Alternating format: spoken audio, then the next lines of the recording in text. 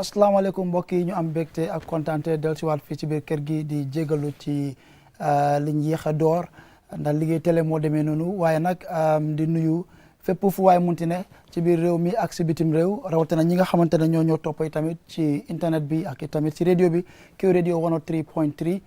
ñu dellusiwaat fii ci biir kër gi seen beneen programme xew-xew aljuma bu jot fukki waxtu yi tegee ngeen si di ànd ak man mi Ansoumana Sow Ñaasi ak sumay naataango Modou Lamine Diouf wala ki nga xamante ne moo di Biram S Diop bibi wala góor bu ñaaw borom tur yu bëri kon gars yi bismillah fan lay tàmbalee nag si moom acca déet ML bismillah jërëjëf bu baax a baax Ansoumana maa ngi la nuyu di nuyu képp ki nga xamante ne si jamono bii mu ngi seetaan QTV ci xew-xew foog naa ne jorta naa ne fas nañ yéene am waxtaan boo xamante ne bu am solo la waaw waaye ma tegagum suma loxo jërëjëf bibi jërëjëf Ansoumana jërëjëf Modou Lamine Diouf asalaamaaleykum góor ak jigéen mag ak ndaw mbégte laa man tam beneen yoon gannaaw bu nga xam yàlla buru may nañu kàttan wér ak man ba ñu mën a toog fii tey si bisi àjjuma ji ni mu nekk suñu ñaareelu programme si at bi te ñu ñaan yàlla rek ñu gàll di ko continuer ak jàmm te mu meñu tam dënn bu yaatu ba lépp lu ñu fi waxtaanee tey jii nit ñi mën koo war a mën a dégg ñun tam yàlla mu dimbal ñu si laajte yi nga xam moom la ñu laajte pour nga gis te dina war a jaar yoon jërëjëf Bibi ak ML di bàyyi xel ñi nga xamante ne ñooy soppe programme bi rawatina Bousso Creation nga xam ne moom moo dee taaral programme bi aljuma bu jot dinañ gën a wax si moom si kanam waaye Bibi ak ML tey nag ñu ngi doog a am gan ci biir xew-xew du gan nag ci réew mi du gan ci politique réew mi du gan ci liggéey ci réew mi du gan ci biir ndaw ñi waaye nag gan la ci xew-xew ndax lii mooy first time ñu am ko ci plateforme bi moom nag ndeysaan yàlla dafa def Bibi ki ñu am tey ci kër gi dafa am lu important la xam ne foog ma jàllale ko maa ngi fàttaliku yaakaar naa 2015 la xaw ma 2016 jamono boobu mu ngi jiite woon GRTS gis ma rek bugal ma boppam yóbbu ma ne ma foog nga liggéey si bañ ma jox appointment ma daw waaw I could fully remember waaye nag lu ma si jàngee mooy góom bi nga xam ne amoon na ko si man ak bugga nga xam ne buggoon na ma ko xam nga wone rek ne xam nga pour nga am dat façon confidence boobu ci ndaw loolu dafa am li ma yokkal man ci suma carrière te foog ma wax ko ndax ku la defal lu baax soo ko waxul rek gore woo kon man apprécier naa loolu kon su ko defee mbokk yi ki nga xamante ne musoon naa nekk secretary général fii ci biir réew mi ak head of civil service nekkoon fi ministre nekkoon fi directeur bu GRTS naka noonu tamit bokkoon ci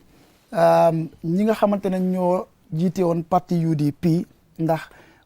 képp koo xam ne dem nga ba nekk campagne manager yow doo ko ndaw ci biir réew mi rawatina ci parti bi nga xamante ne bokk na ci parti yi ngeen a ràññee ci history Gambia jamono ji mu nekk ci parti ki nga xamante ne mooy njiiti réew mi yaakaar naa xam ngeen kan la mu di honorable Momodou Sabally ñu ko wax bismillah honorable jërëjëf Eso maa ngi nuyu seetaankat yi yëpp di nuyu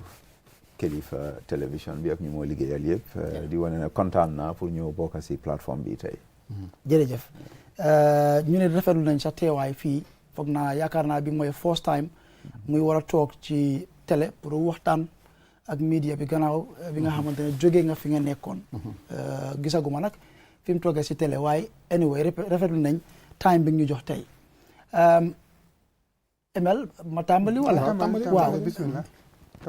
décision dañoo dem straight si discussion bi la décision bi lana waral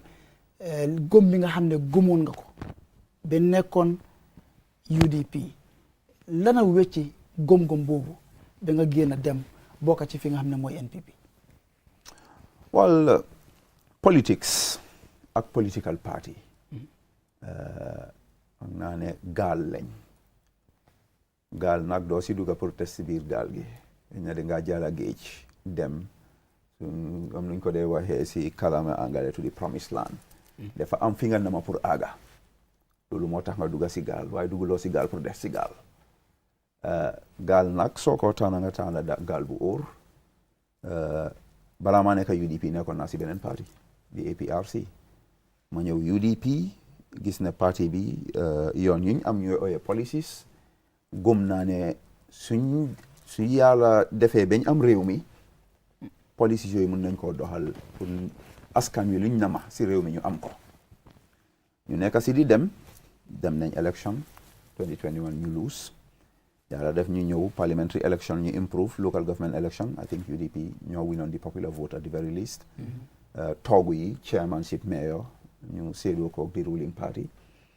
waaye maa ngi seet réew mi nu moo demee parti bi fi ma nekkoon xam naa li fa xew ma dem ba position where ma feel ne li ma bugga pour contribute si réew mi su ma demee to ruling party foofu lay gën a yombee pour mañ mën a jëriñ askan wi ma decide ne jóg naa pour dem foofu waaye fekk nag politique moom na booy si dañ am terme biñ dee use sax léegi sax mooy naxaate transfer season non du naxaate politique passé na naxaate at least pour man lu am solo la du yëfi naxaate bokkul si sax pour man anyway waaye booy dañ fi dee wax transfer season su nit diggéey na benn parti dem si beneen parti so kon parti bu nekk yaa ngi gémman na pa pour am ñeneen si beneen parti yi ñu ñëw yokku sa parti man ñu bari laa jëlee yeneen parti isi ko suma parti yeneen parti tam ñu ngi ut ay nit man nag NPP dama fa bugg a bari ay xarit ay nit yi nga xam ne bugga ma óoluma so ñooñu musuñoo give up si man pour try waxtaan ak man seet naka lay mun a ñëwee join parti bi nga xam ne ñoom ñoo yore nguur gi parce que ñoom dañ feel ne am naa tuuti xam-xam am naa tuuti experience bi nga xam ne su ma ñëwee bokk si ñoom xëy na dañ mën a dimbale wante askan wi liñ na ma si réew mi ñu am ko so loolu la basically moving from one boat to another but nekkul ne da ngaa génn si gaal dem si gaal pour des si gaal the intention is pour ñu cross géej bi ñu ko dee waxee si soose ñu ne kunum kono bu loola bee nga ni akiling ñuy dugga si gaal yëpp benn indi lañ am mooy pour jaala géej dem fi ñu war a dem mooy réew mi interest si réew mi progrès si réew mi alright foog naa dama amoon follow bi bala ngaa ñëw xam nga maa ngi bàyyi xel bu baax si choice of words yu mooy use mooy ne sooy dugga gaal dangaa dugga gaal bu óor ndax gaal bi nga nekkoon óorut ak lana tax óorut su dee óorut ak i tamit ne yow fi nga buggoon na eega xëj na gis bàyyi nga xel ne fi nga nekk jamono boobu mënuloo aaga yow fi nga bugg a aaga lan fan nga bugg a aaga ak lan la woon ndax about yow la woon wala well destination bi mooy national development réew mi am progress njàng bi gën a baax wér-gi-yaram bi gën a baax ndaw yi gën a am liñ soxla si 21st century bi kaaraange réew mi ak yu bari bari economic macroeconomic management yu bari la góol si yooyu la woon di nga nekk si gaal dem si beneen gaal loolu it does not necessarily mean ne gaal bi nga nekkoon óorutoon da nga gis ne beneen gaal bi xëy na mooy gën a gaaw pour eega fi ngeen bugg a eega te muy jaami réew mi njëriñi réew mi progrès réew mi loolu la woon waaye gaal bi nga dem yow am na jamono gomoon nga ne gaal boobu baaxut te wax nga ne am nga fa ay xarit yu bari xarit yooyu wecci sa xalaat wala yow yaa toog ba gis ne man kat xëy na li ma góom ne gaal bale baaxut kon gaal boobu mooy bu baax waaw du ma wax ne sax gaal bi baaxut xëy na gaal bi yoom yu doom jaar moom fu yoroon yu la óolu wutoon waaye gaal su nekkee si géej di dem capitaine bi moom tam mu ngi seet gaal bi naka la moo demee ndax mu ngi gaaw ndax war naa yokka speed bi ndax war naa koo wàññi yooyu yëpp si circumstances la nekka so nekkutoon ne gaal boobu baaxut dafa am yenn move siñ daan def li ma gis ne bii de baaxut te gaal bi ñun ñëpp a ko bokka defee leen nii defee leen nii loolu mooy pragmatic opposition man rôle boobu laa play fii tey maa ngi koo wax nit bu bokka si parti boobu su ma ñëw parti ma ne ko am na yenn criticisme yu ma daan def soo leen ko déglu woon bu baax problème yëpp solve nañ that does not necessarily mean ne man maa am the solutions to all problems waaye dama am suma benn xarit benn bés dama gis li nga xam ne si nguur gi dama gis ne nekkut lu correct ma bugg a koo wax mu ne ma ne nag opposition nag doo criticize all the time because anytime yaa ngi criticize ñoom tam ñu ngi jàngal dinañ change course of action so démocratie def day ñëw with luñ dee checks and balances façon yu bari la nag man gëm naa ne opposition sa la bokka xëy na sooy criticize gars yi suñ dégluwutee 60% sax suñ jëlee 40% sax xëy na yow tam just by criticizing and playing the role of checks and balances contribute to national development. Just a quick one, Mr. Sabali. bi nga wax bokk na si kàddu yi nga jëfandikoo mooy njëriñi réew mi ok su ma ko doon yóbbu sax si kàllaama nasaraan dinaa ko xala méngale ak national interest su ma juumutee te dama dee faral di wax ne bokk na si baat yi gën a tumuranke si ñun suñ jamono mooy national interest mooy li ñoo wax naan njëriñi réew naka la ñoo strike a balance between lan mooy njëriñi réew ak lan mooy interest yi nit kii génne si làmmiñam ne njëriñi réew li tax ma laaj ko mooy ñu bari dinañ dee wax te ma laaj la ko because yaa ngi toog ne amin Sabally téye na fi lenge yu bari si biir réew mi nekkoon na si central bank bi nekk na si nguuri Jammeh téye na lenge yu bari soo xam na lan mooy bànneex ok waaye diir bii ni nekkoon na tam si i xat-xat mooy nekkatu si nguur liggéeyut si parti la nekk ak yooyu noonu soo ñu bari dañ jàpp ne Sabally dafa dem ba soona dafa xaddi te loolu bokk na si lii prompt move am moo tax bi nga wax si njëriñi réew mi ma bëgg pour nga firim fànce bunte boobu noonu ci ñi jàpp ne sa interest moo tax nga dem ak yow miy wax ne njëriñi réew mi moo tax nga dem soo ñu firim fànceel ñaari pour mu leer si suñ noppa naka nga ko mën a defee. waaw dafa mel ni mbir su xewee ku nekk ak sa lens bi nga ko analyser gis nga li nga wax noonu si personal interest am na ñoo xam ne sax xam naa ne dañ ma bugga li gën si man léegi-léegi ma ne li nga def loolu nga war a def because foog nga seet sa njaboot gi sa personal interest man décision boobu jëluma ko pour personal interest su ma ko defee sañ naa koo def te su dee loolu moo ko tax ma def ko dinaa ko def dinaa ko defend fii ba yowmal xiyaam dinaa ko defend lu tax ma def loolu waaye the picture is bigger than that man njëriñi réew mi la seet li nga wax si suma background jarut ma jaar si dama am experience am na li man na ma pour réew mi am ko te xam naa ne man yàlla jox na ma tuuti drive tuuti experience yi nga xam ne su ma bokkee si mbir dinaa si mun a contribute loolu moo ma si dugal su dee personal interest ñuy analyser fi Modou Sabally wallahi xamuñ ma waaye li ñuy wax ne soona nga wala si période bi ma ñëw ma laaj question li ma óor be óor fii mooy réew mi fii ñuy liggéey ñoo gën a sonn ñuy liggéey yut dalil laa si am ok leeral I've been in and out du ma si jaar du ma si sori waaye li ma óor be óor mooy man Modou Sabally yàlla teranga bi ñu ma defal in this past years mi ñu wax ne dañ ma baan du ma si dee bugg a jaar into detail ragal a catu suma boppa rek in terms of income in terms of personal development in terms of li ma yàlla may si daraja influence bi ma am not only in this country during this period laa dem di attend ay international conferences from Rwanda to Egypt you name it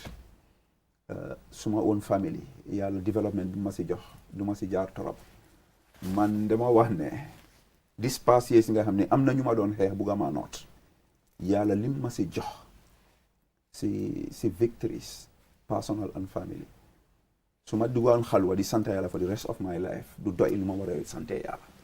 damaa jóg suba ma toog rek ne alhamdulillahi rabbil alamin every single alhamdulillah bi ma wax am na a valid genuine reason so it's nothing personal so they personal rek la I can be in this situation for the rest of my life and I'll be happiest person alive and anybody who knows Modou Sabally knows that I'm a happy man and that's why the youths are happy. Okay, the youths are happy. Loolu slogan la boo xamante ne tamit I mean recently lañ ko gis waaye prior to because su ñëwee rek si tëgg ay baat fente ko mun nañoo wax ne I mean Modou Sabally bokk na si ñu si gën a ràññee bokk na sax si nga doon wax mooy mbojo nation su ma juumutee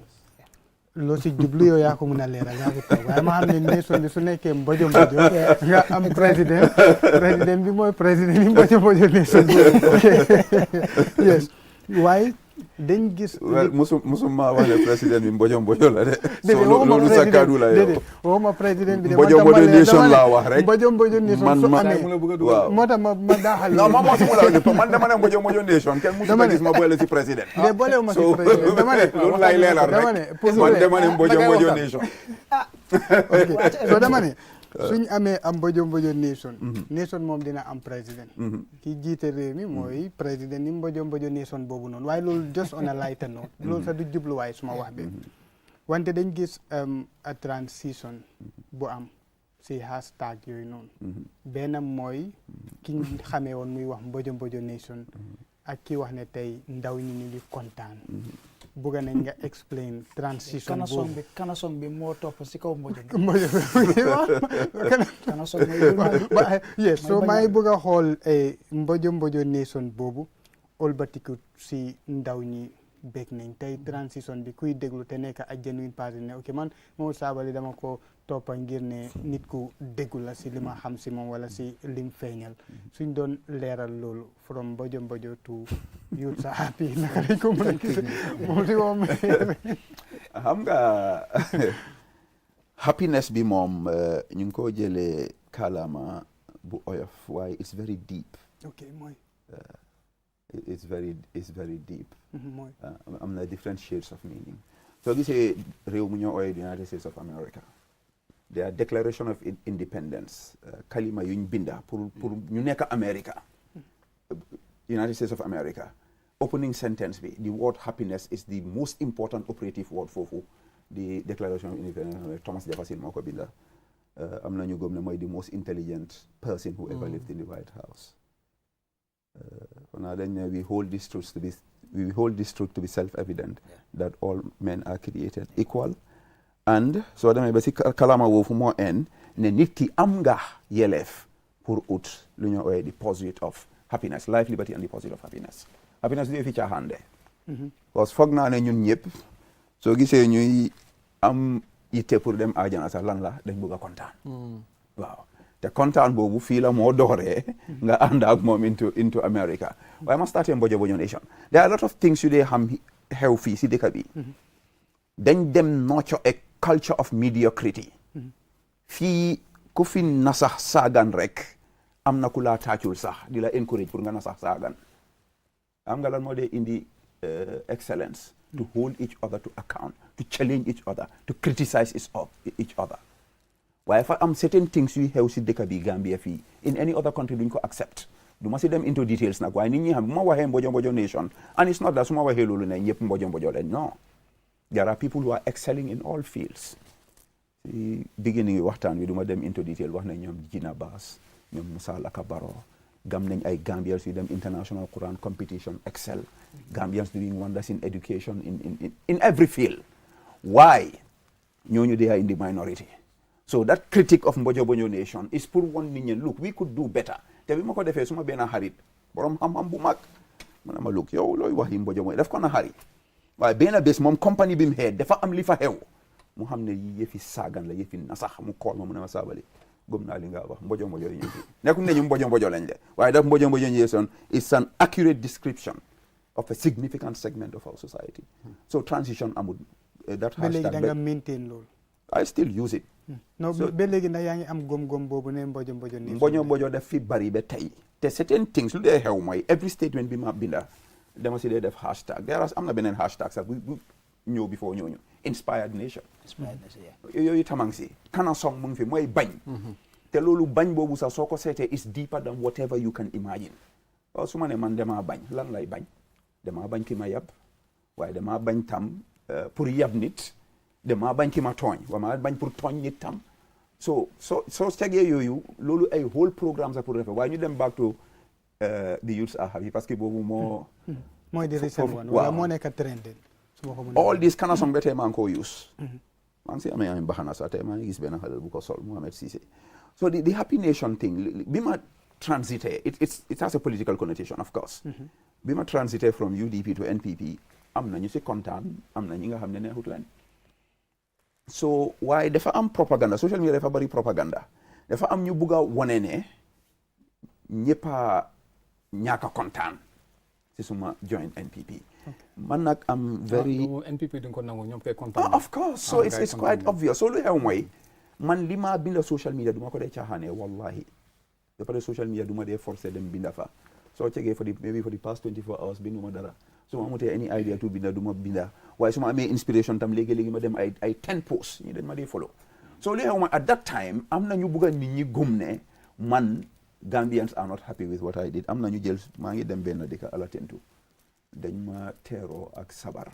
imam bi téye suma loxo yow ma si jaaka ji mu jiite ma jot a jànga suratul Tuba ak suratul Quraysh ku xam alquran xam nga loolu lu mu tekki ñu jël benn nataal bi nga xam ne di picture went south ñu ne dañ ma daaxa si dëkk boobu waaye lu weewu mooy benn bés maa ngi dox si bij bi man xam naa di majority of Gambian youths are happy te SO jox na fi benn exemple du ma gan si bokka si nguur even though nekkuma in government maa ngi bokka in a ruling party I was in a ruling party before holding position in government ndawi Gambia xam nañ fan laa leen taxawal they know it duma si sori sax because the example is out there in the open so ndawi Gambia gis ne Momodou Sabally mu ngi dugga in the ruling party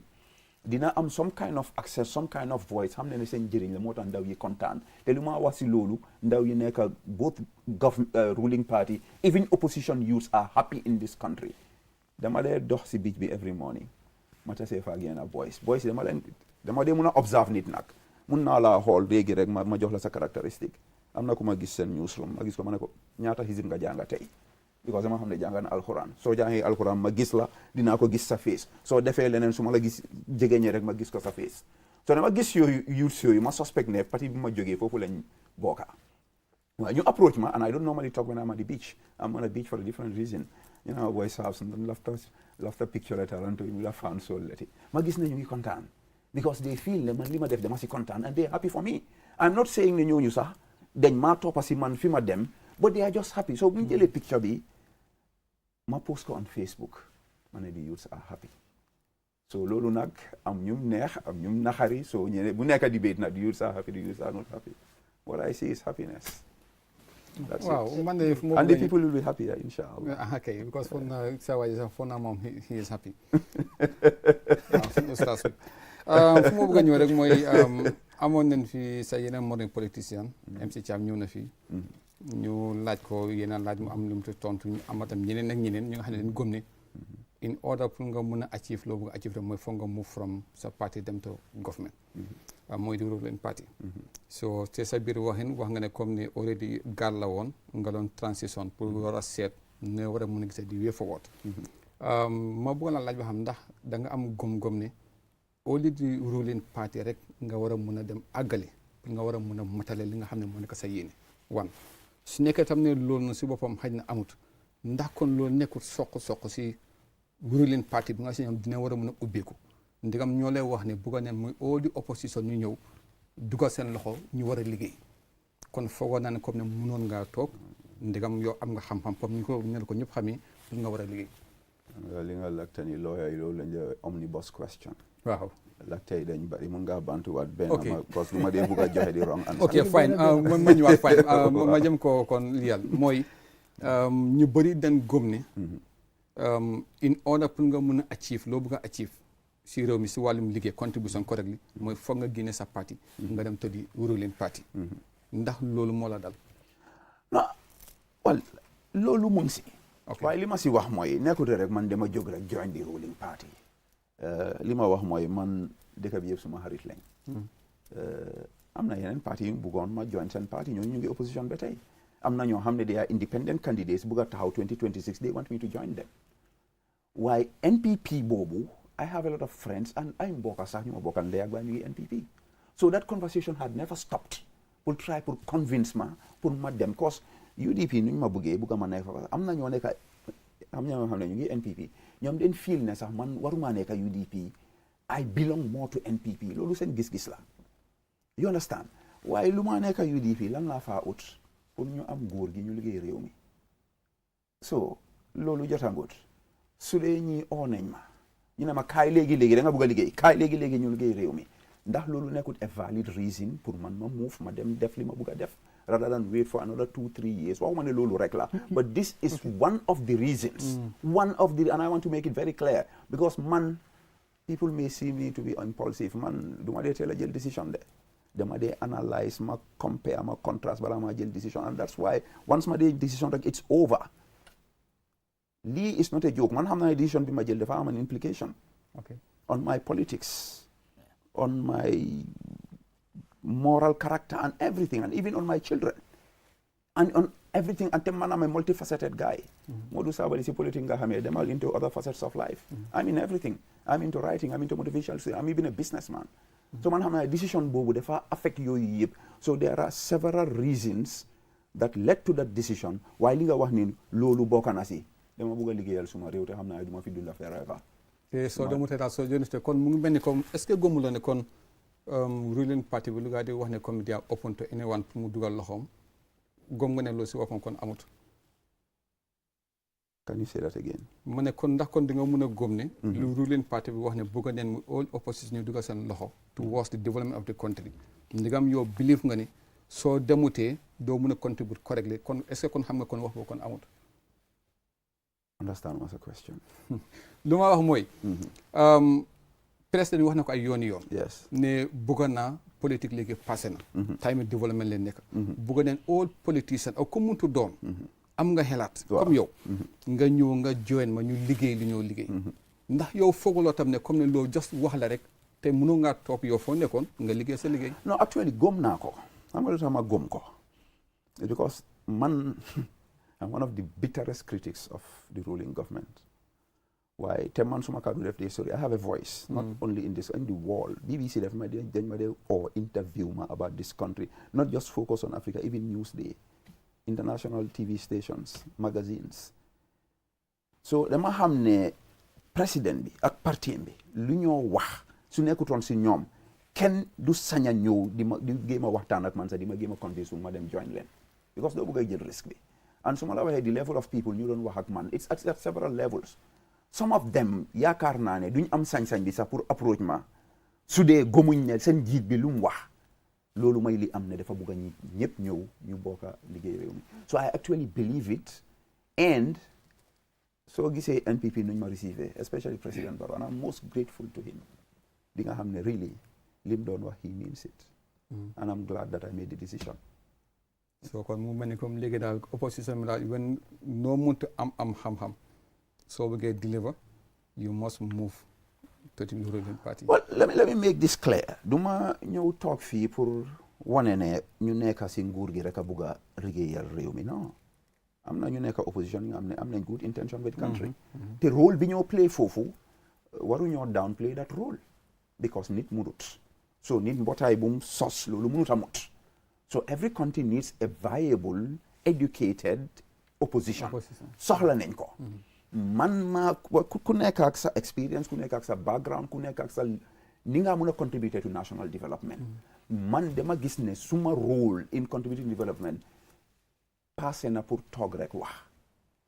man I was in office yu ma nekkoon yëpp ñu fa nekkoon xam nañ li ma mun si liggéey su ma fii leen lii maa ngi koo def maa ngi wax rek waaye mun naa dem fële tam ma liggéey fa man mun naa dem su dee keneen daf ko gisee neneen ne moom no ñii mënumaa liggéey ak gars yi damaa nekk si opposition nekkut ne kooku dafa bañ réew mi man kooku decision am respect naa ko te kooku suy wax man in the ruling party dinaa ko déglu politics la ay xaapabali dina fa am léegi-léegi nga dugal si yoo xam ne mooy loolu waaye kooku dinaa ko déglu ma seet li maa mun a jëlee si moom pour correct man fi ma nekk nu ñoo demee waaye it's not about say ne ñu nekk ruling party rek a bugg a réew mi non man suma xalaat demeewut noonu. ok dama am follow up si sa tontu bi yaa ngi wax ne décision bi nga jël xam nga ne dina am na implications te wax nga tamit ci xëj na lum la mën a jural ëllëg sa critique si li ëpp si ñoom li ñu wax mooy SAPS amut ni ñu koy waxatee maanaam intégrité nekkul loo xam ne lu mu am la amul góom-góom ndax ak lu mu wax parti beeg nguur lu mu leen yekkal yëpp mu xëy benn fan rek bur rek dem bokk si ñoom lan ngay tontu ci loolu. Well, awma si tontu because man xam naa ne man dëkk bii laa dëkka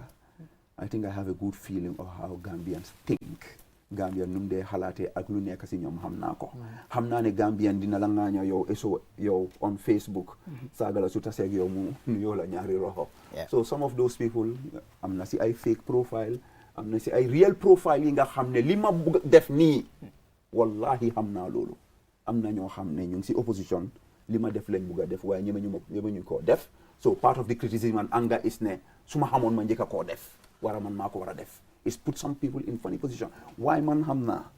Gambians man I live at the very roots of the grassroots of this society I deal with everybody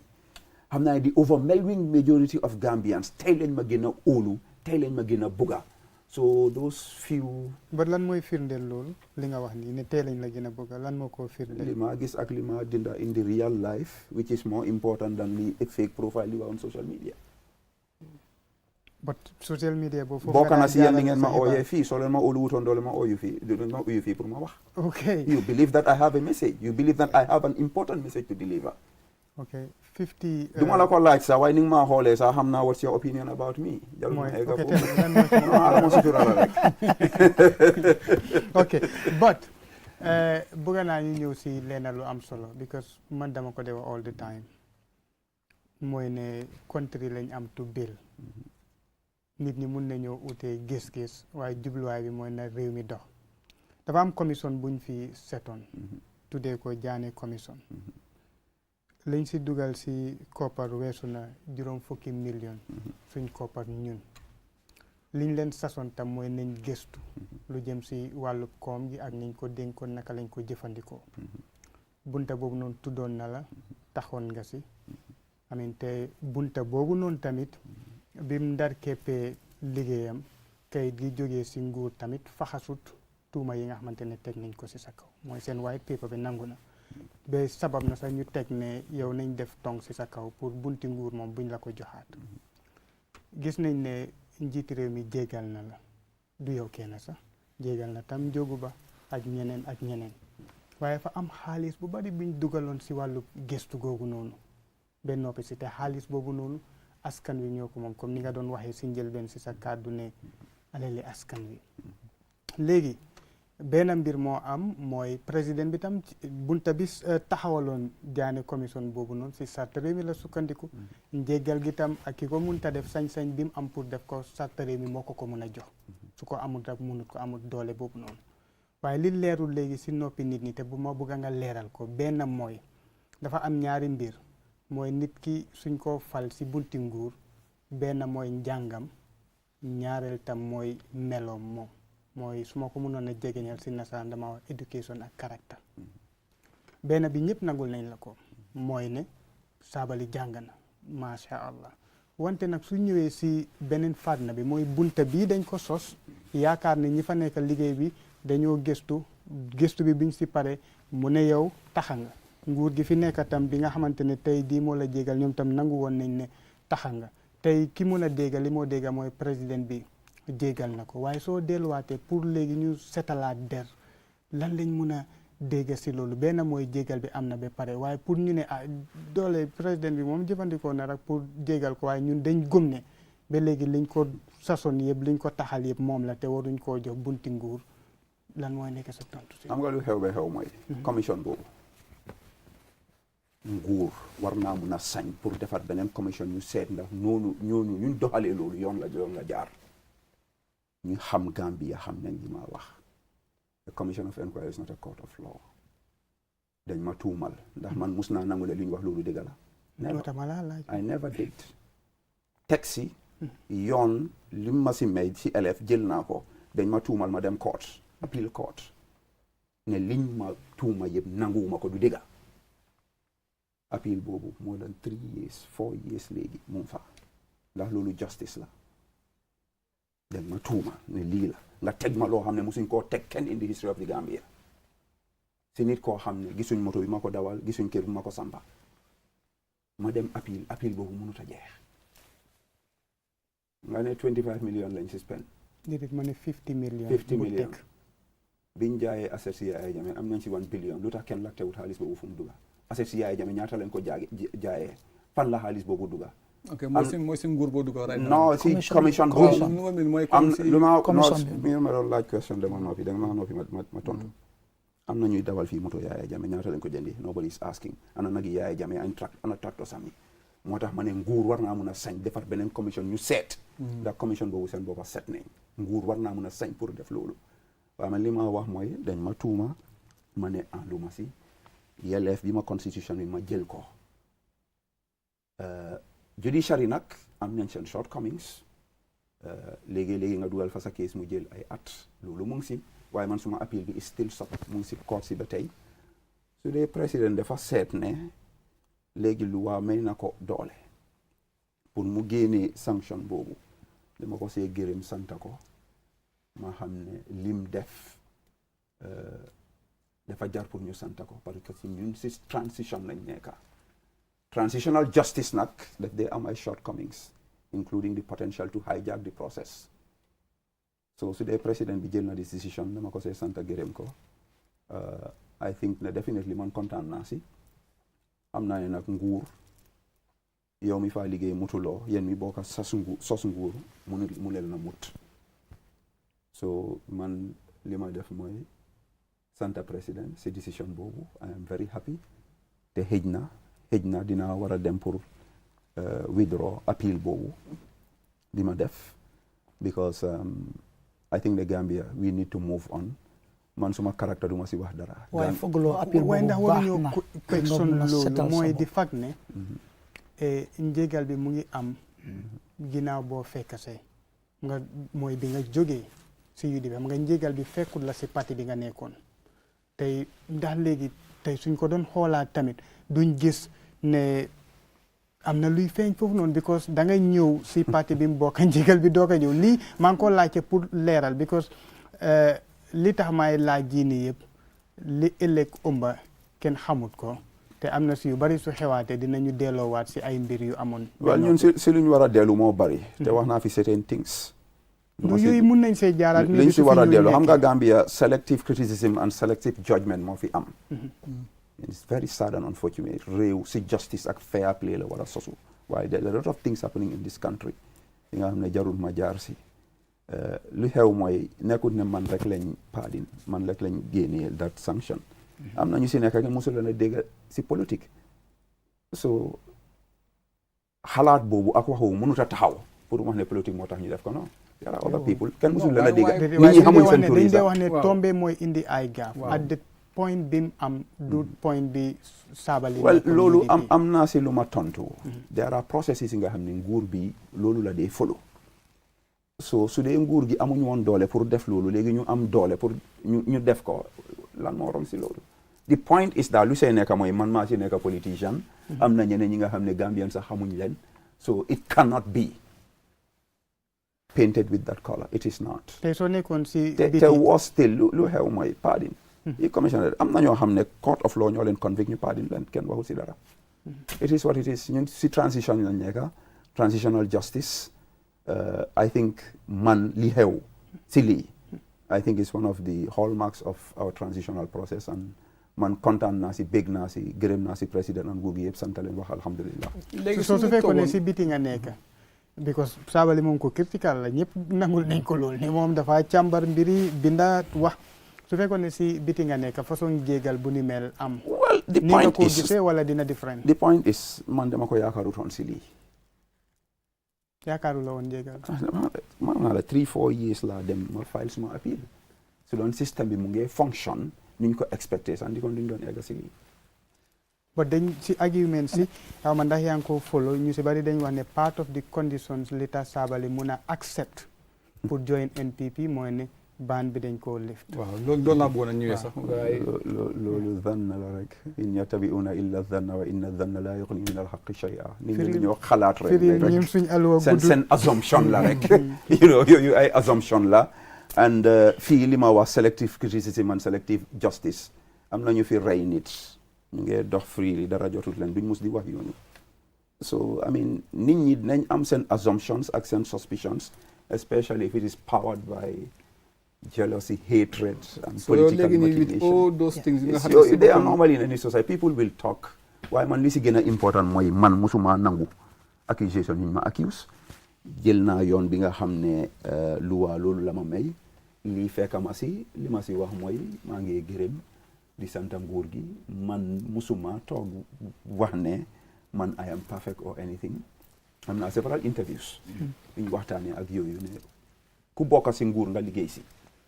nga génn si suñ laa taacul sax ne la jërëjëf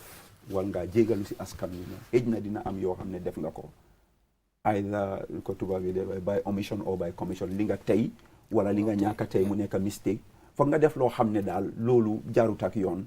nga jégalu si nit ñi loolu def naa ko defaat ko maa ngi ko defaat fii to apologize to Gambians si anything li ma def bi nekkoon si nguur nga xam ne jaarut ak yoon. still on that affaire yi appeal bi laa ñëwee man naam ne président bi jéegal na la liñ la tuumal yow mosuloo koo nangu since dem nga ba jël décision bi pour seetal sa der ak luñ la jéegal yëpp fooguloo appeal boobu war nga koo topp ba fu mu jeexee ndax loolu mooy seetal sa der. well loolu waxtaan bi ma waxtaan ak suma lawyer la waaye man si suma xalaat as a layman parce que man du ma lawyer judiciary bi si government bi la nekk judiciary cases yu fa nekk appeal kenn mënu ko xayma su dee nguur def na def la jéegal foog naa ne yow tam balaa ngaa dem sonal nguur di nekk si ay appeal upon appeal. I'm speaking as a layman and in a very hypothetical situation. Xëy na luy gën mooy yow nga withdraw loolu nga continue you move on with your life. Because man when it comes to setal sa boppa ñaatal setal sa boppa doomi Adama Njaay rek laa xam.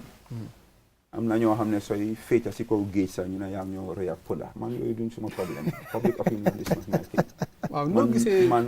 try rek ma rafetal rek. def lu correct fu ma juumee ma jégalu rek man that's it. waaw noo gisee present condition yi réew mi soo ko noo réet ak la moo si nekk sa xelaat si wàllum dund bi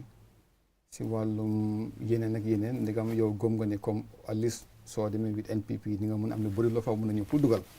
tey la nga foog ne yow wala boog soo ñu bëggoon a wax léegi la see tri yu nga xam ne comme yow is very key te loolu ñor na la yow te si ko nguur gi ceeñoon mu baax si yow mooy lu mu baax si nit ñi kay. well dina answer sa question broadly because nguur dafa yaatu. dafa doo ñëw si nguur rek nga ne li léegi moo baaxut nañ ko wécci am na yu nguur gi di def like I said Gambia is still a country under transition unfortunately like 7 years later am nañ jaama there is peace and stability in the country. Economy yëngatu na inflation problem na si réew mi it's a global phenomenon waaye Gambia foog naa ne mënoon nañoo improve si loolu. bi ma jàngee budget bi finance minister present te fekk sax maa ngi si opposition ma ne budget bi baax na because yu bari si yu ma doon ŋaaña nguur gi gis naa ne am na wécci yu fa nekk nguur gi lu ñoo lebee bor nga xam ne loolu dafa cause economic instability wàññi nañ ko create nañ fiscal space and gis naa ne budget bi ni ñu ko présenté suñ ko doxalee noonu xëy na lu ñoo wax si inflation dina wàññeeku Gambia suñ main problème fii mooy exchange rate. Exchange rate su depreciated rek dafa dem straight into inflation because luñ dee wax exchange rate pass through is very high si suñ economy because lu bari lu ñoo dundee dañ ko isi so am naa yaakaar inflation moom I've always said it was too high economy bi dalut kaddu yooyu man maa ko wax ba tey maa ko wax waaye gis naa ne nguur gi policy suñ isi doxalin biñ isi for 2024 gëm naa ne loolu dina change the game ba nañ mun a control inflation currency bi stable dunda bi gën a yomba am naa yaakaar si loolu. in terms of infrastructure réew mi ba tey soxla nañ ay yoon. ay gis naa ne président bi infrastructure def top priority and mu ngi see def lu bari especially Battle Harding Highway bi man particularly I'm really impressed te wax naa gay engineers experts and gomloo nañ ma ne it's one of the best roads that the Gambia has ever had so I think lu ñoo mën a def rek gën a dooleel président bi yooyu ñu gën a yaatu xam naa ne in terms of sports tam ñu ngi try am na ay gàllankoor yu fa nekka just bala maa dugga fii maa ngi gis ay news reports nga xam ne nguur gi ñun ñoo liggéeyal because du nguur gi yëpp di nguur gi rek ñoom tam ñu ngi seetaat naka la ñoo mun a defaree affaire si but I believe ne broadly président Barrow maa ngi ko study maa ngi doon criticize waaye maa ngi doon study tam gis naa certain pronouncements yu mu def gis naa certain decision yu mu def yi nga xam ne man gëm naa ne kii lim na ma si réew mi mun na koo am suñ ko jàppale and I believe it's gonna happen comme yu si mel ni naka comme soo doon leeral rek gis nga lii wax naa ko on several platform demuma details du ma si dem detail ba su ma ko wax président si boppam maa ngi ko observe dafa jël décision yoo xam ne Jawara musu koo def Yaya Jammeh musu koo def moom rek a jël that kind of decision and I'm so impressed at such a high level like I said wax moom si boppam waxanguma ko no it's beyond politics gis nga réew pour yóbbu ko leadership qualities nga war a am te leadership in a small society like Gambia dafa jafe trop because ñun ñëpp a bokka koo laalati rek sa mbokk la o mbokki sa xarit la o mbokki sa jabar la so it's a very difficult situation waaye président Barrow gis naa mu jël certain steps yoo xam ne really man gëm naa ne dina mun a move rek dëkk bi through very rapid socio-economic transformation not just development am nga development transformation dina mun a wéy ci réew mi daal gëm naa ko in a very fast pace and man I want to be a small part of that really huge process inshallah. waaw because gis nga développement ni réew président am xelaat am initiative pour def waaye ministre yi si ñoo koy dimbale pour war a gis ne loolu ngeen dem si kanam. ak ñun ñëpp. soo doon jéem a riit mooy di ministre su nga ne moo fi nekk yow because am nga ay very good tentacle yaa ngi woon jamono yaay jabe mos nga fi sa juróom-ñaari at yii nii nekk nga opposition am soo ne observe nga a lot about all the ministries soo ko doon assess yow into 10 noo koy war a mën a fi ne pour moom président mu mën a achieve mooy yooyu nga xam ne si boppam moom nga fi wax ni moom la moo dem def affaire infrastructure moom ku nekk xam ne waroon na moo ëppal lii waaw waroon na moo ëppal lii pour man lu ma si ñor mooy ndax xaala nañ yoon bu ma mun a ëppee lii is quite clear roy here rural areas yi la in everywhere even energy infrastructure nawet lu ñoo def a completely brand new solar farm in Jambur here that nobody is talking about ak yeneen development ma président nag boobu shortcoming la si nguur gi ñuy ŋaaña nguur gi ñoo gën a am voice dan ñuy promote achievement in nguur gi loolu short waaye so much has happened over the past so li nga wax si yëfi ministers du ministers rek am nga ne director mun naa gën a am importance than a minister waaw especially PSC. So it's the entire public service. Lolu tam man the good thing is President Barrow practically anytime we have cabinet reshuffle, essay la de binda analyze. So criticism you nyungfa is there for the records. While lima gis of late, the Minister of Public Service, boy, and it's somebody who I worked with, man, icon Director of Budget, Muneka Education. Gis na mu def yena policy pronoun nga xamne gom na ne su ko defee su demee mu follow through li mu wax mu def ko te am naa yaakaar ne dina ko def some of those challenges yu dee nekka si nit ñi ñàkk a def li ñu war a def loolu dina si mun a génn te su loolu si génnee rek because President Barrow needs that support he cannot do it alone you know ñun mi borom kër sa jabar ak sa doom yi suñu la jàppale te kër gi mun a dem so booy statement boobu mu def ma am yaakaar ne he will go through gëm naa ne loolu dina génn waaye man tam gëm naa ne an lii bugga naa see liggéey general attitudinal change lañ soxla si réew mi suñ defutee loolu président ak ministre si su dee dañoo fanaan suñ office réew mi du dem fenn te loolu is a collective responsibility bi nga xam ne ñun ñëpp suñ liggéey la man nag dama si am éene pour dugal si some kind of creative energy and yàlla may na ma a little bit of expertise in communication how to communicate with people because certain things luwaa sax mënuñ koo change attitude bu nekk si dëkk bi luwaa soo buggee use force it could even be worse but I think the platforms yu mel nii télévision si suñ imam yi alhamdulillah pastors yi gis nañ ne fu mu nekk nii di there's a lot of dynamism in naka la ñoo adressé nit ñi about things yi nga xam ne soxla nañ ko si réew mi suñ kañaleng yi suñ musicians yi I think a lot could be done but wallahi I swear by Allah suñ amutee that overall attitudinal change président soo amee 10 président Barrow 10 each ministry nga def ko 10 réew di mun a dem fuñ war a demee so it's not going to be easy it's not going to be fast also waaye man foog naa ne ñu start that process léegi ñu ñëpp ñu bokka si moo gën ñu sleepwalk into disaster dafa am benn issue boo xam ne xaaral ma delloo la si politics xëy na doo bëgg a tontu waaye dinaa bëgg nga adresse ko ndax sa critics yi dañ ko dee wax torop jamono bi nga génn UDP wax nga fi yenn si régime yu tax nga génn waaye gis nañ ay fan gannaaw loolu am benn post boobu na Facebook di wane ne bañuloo ku la ŋàñña waaye doo jël saaga loolu moom is understandable ci biir benn post boobu leen nga wane ne am na ñoo xam ne sax ñu ngi si biir parti bi ñoo xam ne ñu ngi indi xaaj ak seen wala sax di jéem a faxatal ki nga xam ne mooy parti leader bi di am keneen koo xamante ne dafa mel ni kooku lañ bëgg a teg si kawam wala jiital kooku te gëm nga ne loolu mu ngi daanaka indi xaaj ak seen si biir parti bi ndax loolu bokk na ci lu la génne si parti bi da nga toog fiil ne xëj na yow li nga gëm ak parti leader bi nga xam ne nga nekk si gannaawam te nga jege woon ko lool luñ koo jéem a faaxatal ci yow li nga gëm ndax loolu bokk na ci lu la génne ci parti bi. walla bi nga wax nga ne xëj na du ma ko bugg a tontu.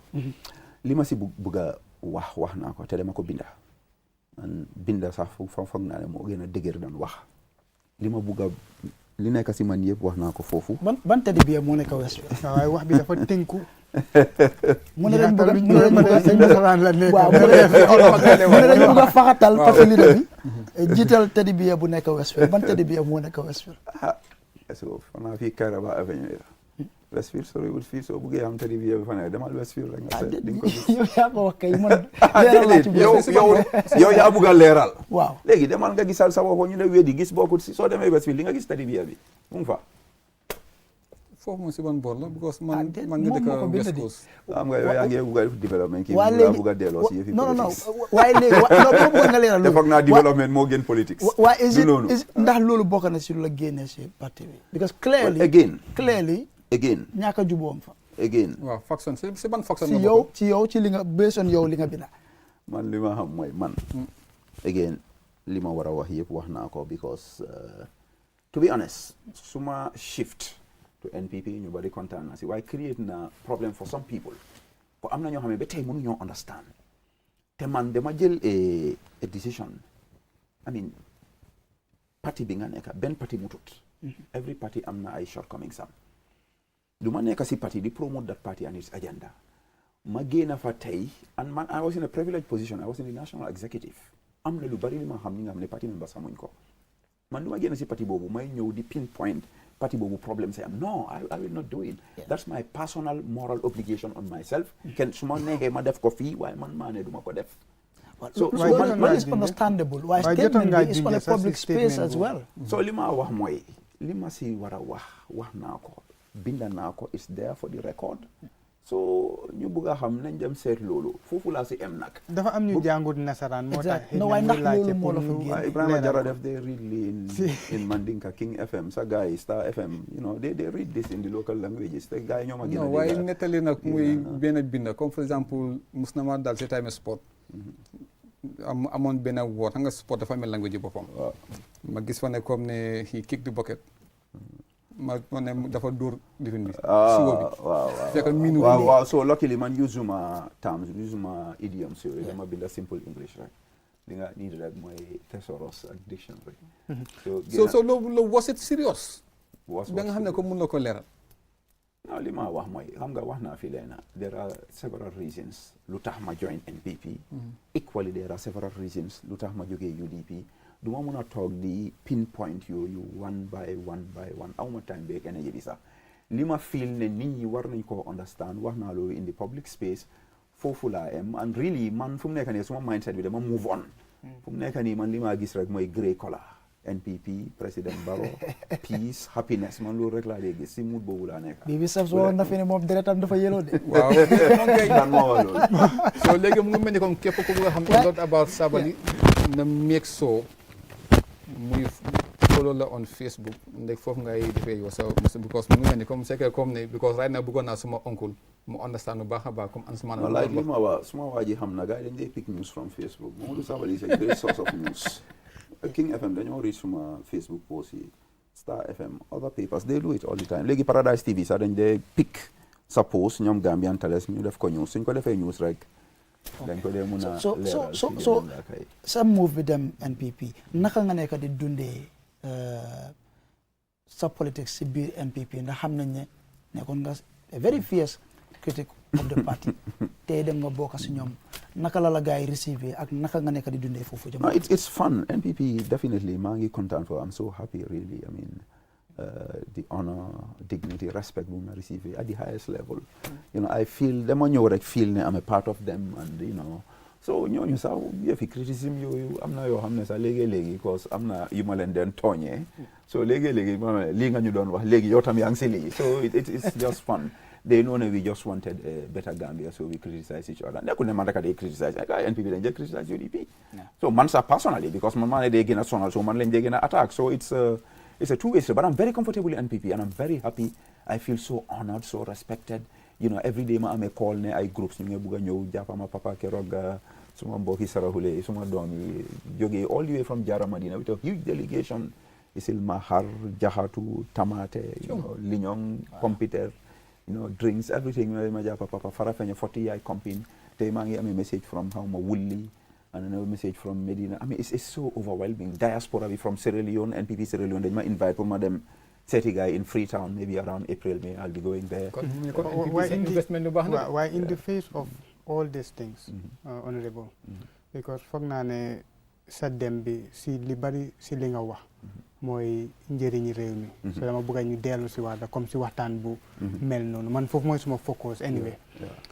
mooy ne tey soo xoolee ndaw ñu ci bari even though yaa ngi wax ne youth si ñu ngi kontaan waxuma ko ñoom ñoo ko wax waaw at least waaw man si sa bos laa mën a tënku ne gis naa ne ki gën a dëgëral baat boobu ba mu sori tey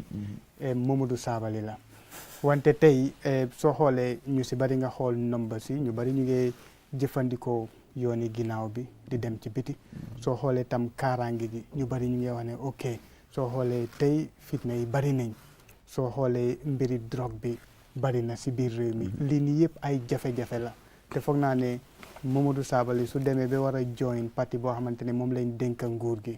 is definitely pour seet naka lay coppite di amee si biir réew mi ak naka la ñoo demee waaye su fekkee ne dañoo xoolante tey si biir bot yi bokk na si problème yoo xamante ne mu ngi confronte réew mi wax nga ko sax inflation bi ak yooyu noonu tey sa starting point lan la join nga parti boobu noonu next move bi lan la si naka la ñoo adressé some of these problems because bi nga nekkee si biti yaa ngi ko point ne bàyyi leen xel si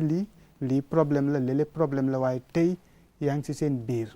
fan la ñoo dem pour address some of these issues si sa xam-xam liggéey bi door na am na NPP bu ñu ma welcome at the bureau the following day Alatentu laa dem am na ay problème yi ndaw yi di jànkuwanteel 2 problems were solved in less than 1 week in that community there with ñoom Habib Mbaye ñu fa xam nañ sometimes development is not just about nga jël ay xaalis or ay resources you know lu tubaab yi throwing money at a problem sometimes part of the solution waxuma yëpp de sometimes part of the solution nit ñi ñu ngi ko amee pour xelal leen la rek guide leen Habib Mbaye mu ngi fa you know ñoom fa we solved 2 problems in less than 1 week one of them is football material which man personally ma donate loolu yëfi backway yi nga wax interestingly enough bi ma nekkee UDP la dem meet the youth minister wax ak a Gambian philanthropist and activist in Norway Ndeye Jobaate everybody ku am a voice in youth work dama la call personally this was way before ma xalaat sax ne naa dem NPP leneen boy we are dealing with a national crisis with this backway I did a video it's almost might have seen it and it was a non-partisan video maa ngi UDP I'm speaking as a concerned citizen backway has to stop government doesn't have the solution they can do it alone EU cannot do it alone I'm not even blaming anybody let's have a conversation within a month Ndeye Jobaate was able to contact Professor Jibril Fall you put together a workshop where we started these discussions that process is on we might join a NPP even this weekend we'll be busy duma bëgg a dem into details waaye di ngeen gis moves within NPP li nga xam ne dama fekk ñu ngi ko def dinaa si bokka parce que dama foog ne some of those moves actually soo ko amplify you can solve a lot of problems environmental issues NPP seen councillors yi taxaw te most of them winuñ in West Coast then form a group this past weekend we were in Tanje cleaning that area man suma area councillor bi fa taxawoon winut ben since Delphina in UK mu ngi contribute to the development NPP rek am loolu and I was blown away you know really benn political party amut loolu councillors yi taxaw loose joxuloo leen dara ñuy jël seen resources ak time di dem di serve the community in an area environmental issues one of the most important issues here youths are happy bi forum la ñaari forum dama fa duga suba di wax ak youths yi you know li ma defal gars yi free in America they pay people thousands of dollars motivational speaking fukki téere laa si binda worldwide for tech motivational speaker nga teg ma Modou Sabally they'll give me the same respect. You think I'm in politics for a joke? Man dem WhatsApp, I make an audio, 500,000 people listen to it. No, I'm talking about issues in society, in economics, in culture, in religion. Am na ñoo xam ne dañoo jóg ñu déglu suma audio rek ñu fàtte seen problème yi. And this is not an exaggeration. So the work has started both in terms of information, communication, and education, and pragmatic steps on how to move this country forward. waxoon nga fi si gannaaw ne comme government bi maybe den am a very poor PR moo tax comme opposition bi gën naa mën a xam some of the things nga ne moo nekk yow tey su la gaa bëggoon a jël nga nekk di PR or campaign something for the party, will you be surprised or will you... Well, really, to be honest, soxla ma any substantive position pour wala def li ma bëgg a defal parti bi te dinaa ko def maa ko def. And by the way, I didn't use my words you use anyway, so I'm not about no, use my words you no, because the thing is more waxuma ko use my words you I no, don't use the same words because waxuma loolu li ma wax mooy rek dañ am challenges in terms of promoting the achievements and loolu man maa ne soxlawuma nga jox ma position pour ma def ko maa am éene bi pour def ko dinaa ko def maa ko def sax. But you're going to see something within 2 weeks that will blow your mind in terms of PR for the NPP and for President Barrow, inshallah. Guys, the investment is very good because they are really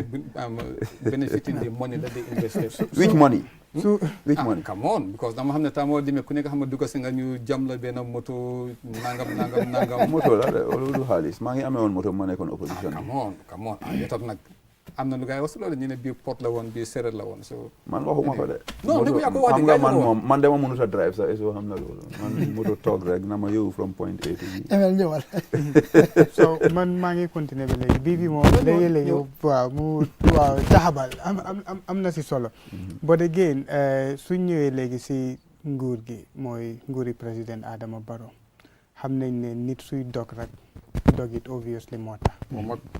yow sooy dog it a tax generally comme suma téye kii téye fii ñu war a dog obviously result si mooy dara mooy dog so yow yaa kii soo dana dog it a tax non moom mi sax dëgg moo tax so fan lañ séntu Momodou Sabally si move bi mu def ñëw si NPP fan lañ ko séntu bi ko xam nañ ne politique soo fa duggee hierarchy bi moom mu ngi fa man duma la ko wax yow yaa ma ko gën a xam nekkoon nga APRC nekk nga si nguuri yaay jame nekk nga UDP waaye sa mébét lan la si jamono bi fan nga séntu sa boppa si fi nga ñëw fekk sa boppa ni you know man suma mbir dafa xala doy waar li nit ñi foog si man ak li nekk si man they are completely different moo tax leeral la so am na ñoo xam ne dañ bëgg ma am a particular position solo liggéey position am na solo pour nga am autorité mun a liggéey waaye pour man suma toog fii sax lii is as important as ma dem toog office di liggéey and I'm not saying that for political reason because xam naa the power of media and the importance of communication tey maa ngi am a conversation with one of the president's advisors ñu ngi wax about something I was so happy about that ñu am a conversation we can do this we can do that so am na ko ma call keroog di ma wax waaw ma ne xanaa fii ngay dem ma ne ko ma ne man aw ma autorité pour appoint kuy appoint kooku loolu liggéeyam la pour mu appoint man kiñ nara appoint la appointee and there is nothing guaranteed and laajuma président Barrow liggéey digut ma liggéey suma diggante ak yàlla moom digut ma dara waaye man li ma xam mooy man dama am responsibility to serve my country to promote my party's policies to promote my party's agenda loolu maa ngi si 24/7 loolu laa si am and I know ne whereas bi ma nekkee out of government xëj na fii because of the situation and we all know it ñeenañ sa own xarit ñu nekk government sax dañ laa avoid xëj na léegi they'll be open to discuss with me and I have an idea here and there exchange ideas discuss how we move things forward waaye si sa biir kàddu yaa ngi junjal lu bari loo xamante ne dafa xalal laale ak bunta bi xibaar di jógee si lu bari si sa biir kàddu comme di fag ne sax ni ñoo promoter li ñoo def des na ak tam di fag ne sax toog fii nii di wax is equal to nekk si beneen bunta boo xamante ne sax bunti nguur la ak yooyu noonu yëpp léegi mu junja dara. No, junjut dara. I'm just saying for the information, man. I'm not interested in having a job in media and communication. Lolu is my interest. Man, I can do a thousand. dara si lu war a jógee si baro. I can do 1,000 things. Man mun na liggéey boo xam ne sax expect ko su ma joxee example fii again dinañ wax nga junja la. But I mean stretch your mind to the wildest area su ma fa defee dafa function. So waaye lu gën a important mooy am éene bi pour liggéeyal sa réew am access to ñuy liggéeyal réew mi. I told you here balaa maa ñëw government opposition dem naa wax ak ay nit nañ dimbale wante seet naka la ñoo move the country forward. Man nag yàlla def ma defal leena subhanahu wa ta'ala dama teel a dugg si nguur. suma benn ante mu ne ma yow namuloo nguur and it's true. ku dem be woon naka secretary general minister of presidential affairs at the same time nekk secretary general of the ruling party at the same time nekk minister of the civil service nit ñi amuñ loolu. Man I was appointed minister in charge of the civil service whilst I was minister of presidential affairs and secretary general of the government secretary. So I mean just what can you give me li nga xam ne musuma koo am.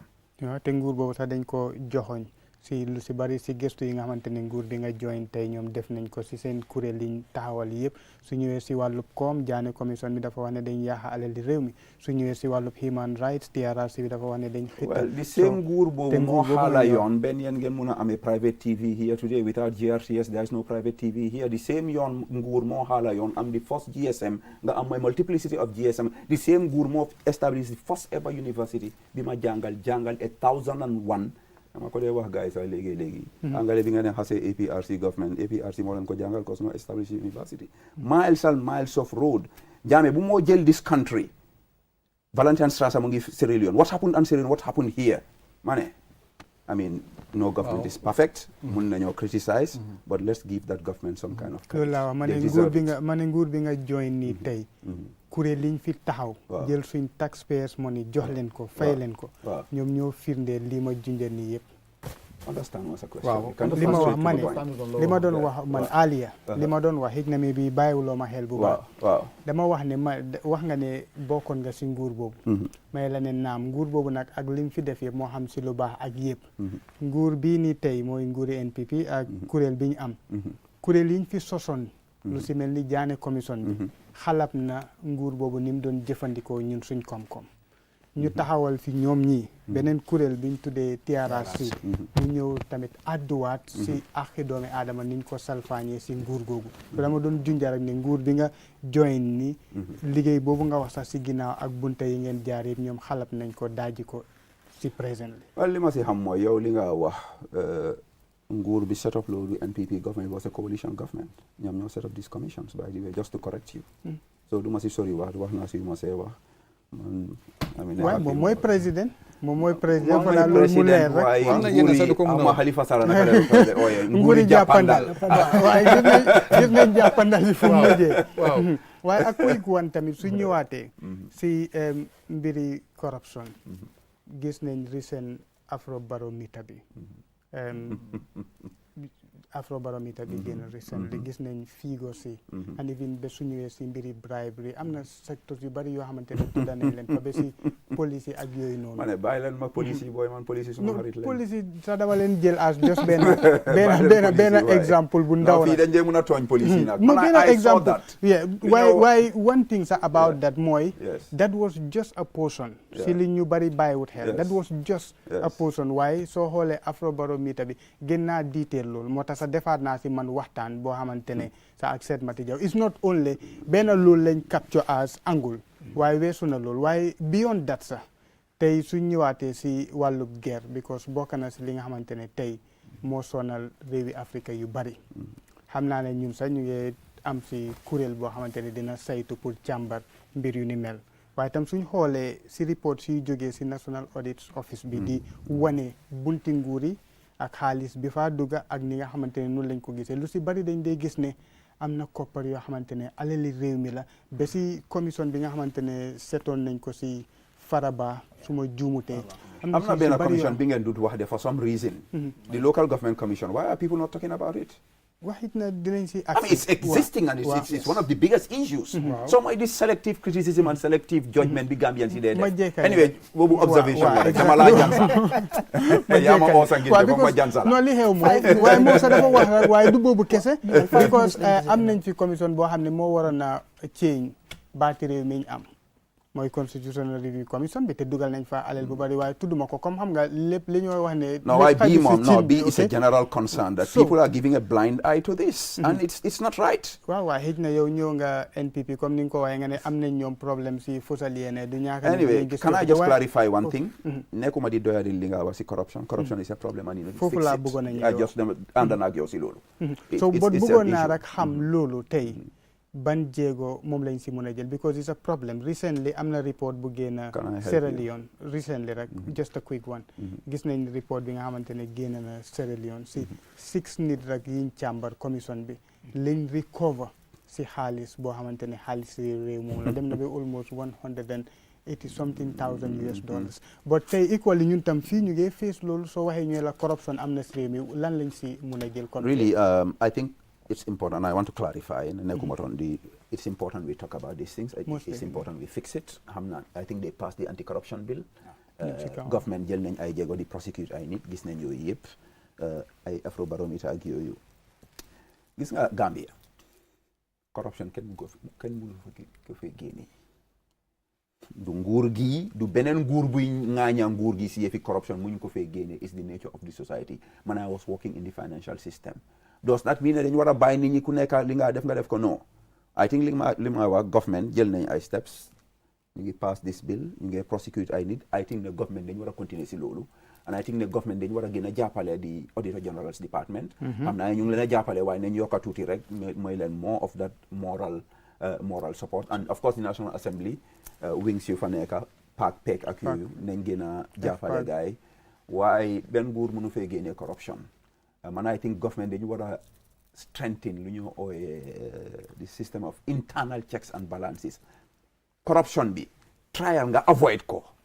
defal sa système si ñu correct ba dina gën a jafe pour nit def corruption loolu mooy gën a yomba daan mu def ko ba pare nga bugg a koo solve def dee jafe and I think again I'm going back to this general need for an overhaul of attitudes in this country ultimately foog naa ne and especially with the help of the religious authorities,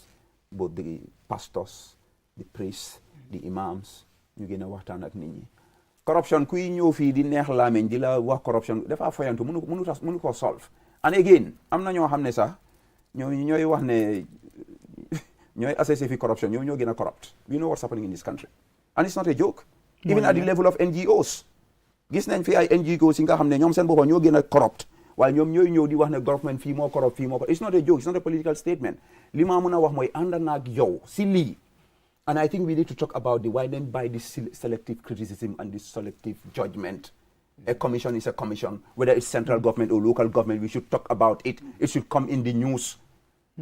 Xam nañ these commissions at the end of the day na daru si génn waaye let us expose the fact like we used to do it before. Is that complicated? Wow. 2 minutes lañ dese. Waaw. Unfortunately, waxtu xooj nañu. waaye dinañ jéem xëy nañu am part 2 incha allah gën a yaatal waxtaan. incha allah apprécié nañ sa ñëw fii Sabally. waaw ma bàyyi la nga tàggatoo bu ko defee ñu bàyyi xel Buso yi tamit bismillah. Well, alhamdulillah, di leen gërëm di leen sant really maa ngi doon avoid interviews a lot to be honest and it's because partly maa ngi bugg a tension bi calm down coow baa ngi bari so alhamdulillah I'm here I'm glad I'm here to have this very frank conversation di leen gërëm di leen sant man daal move now on the youths are happy we are very happy really alhamdulillah man maa ngi NPP maa ngi si bossi président Barrow bi boss baa ngi comfortable AC baa ngi cool so we try to work jàppale President Barrow to get the best for this country under a democratic and very peaceful atmosphere yàlla def sax suma président dañ ko jox award for the most peaceful president so I like to call him like the Africa's most peaceful president leading the continent's happiest nation, smiling coast of Africa. Alhamdulillah, santa yàlla. Sabally mbokk yi lii la ñu waxtu may tey Bibi ak ML